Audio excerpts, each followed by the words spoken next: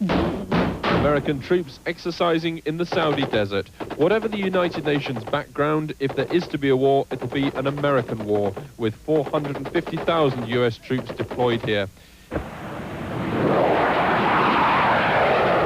Indeed, the Americans have almost unassailable confidence in their aerial superiority, favouring an initial massive strike at Iraqi radar, airfields and supply lines from Basra to the front.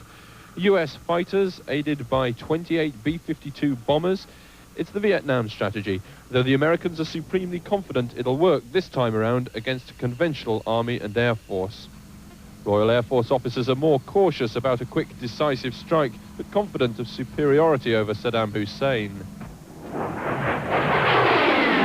Politics meets strategy here, with defence budgets shrinking both sides of the Atlantic.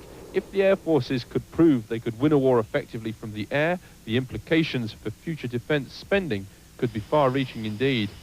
And the Royal Air Force is keen to let film crews publicise weapons that can have enormous power, like the JP-233 missile, unavailable to the Americans, that can fire multiple penetration bombs to destroy airfields, buildings, radar sites, and people. On land, the US and British armoured divisions with their M1 and Challenger tanks are way outnumbered by the Iraqis, but the Allies put their faith in technological superiority of their equipment. But a frontal assault against well-dug-in Iraqi tanks will be a bloody affair for both sides. British armoured divisions will be under direct US command in the only formalised agreement in the entire alliance.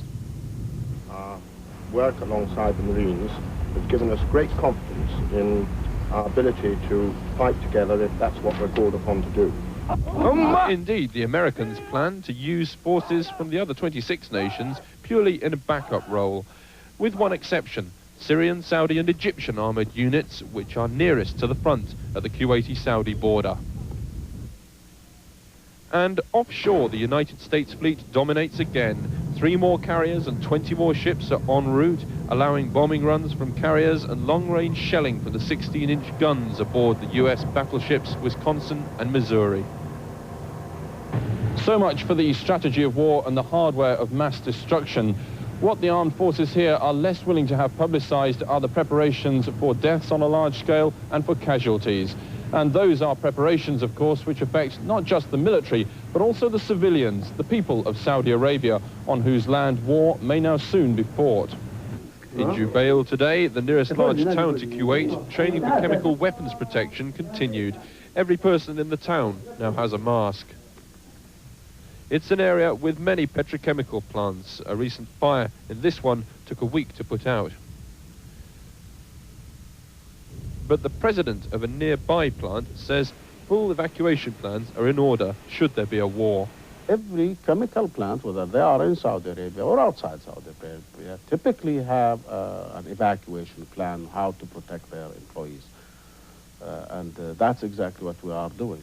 At a checkpoint, local people are heading south, hurriedly assembled belongings in overladen cars. I am afraid from the war. Where do you come from? From Kharji. And where are you going? I'm going to the Dammam city. Do you think no war will begin? I think.